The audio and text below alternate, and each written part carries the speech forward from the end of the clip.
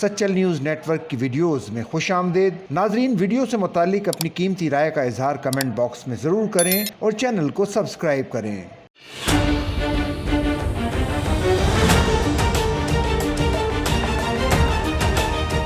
گلشن اقبال میں ڈاکو بے لگام، کوریئر کمپنی کے رائڈر کو لوٹ لیا گیا۔ نیو کراچی انڈسٹریل ایریا آپسی جھگڑے کے دوران گولی لگنے سے 25 سالہ ریحان شدید زخمی ہو گیا۔ پاک کالونی میں پولیس مقابلہ، ایک ڈاکو شیر محمد گرفتار، اسلحہ و دیگر سامان برآمد۔ منگو پیر کے علاقے اورنگی ٹاؤن میں جھگڑے کے دوران فائرنگ، 55 سالہ شاہ نظر شدید زخمی ہو گیا۔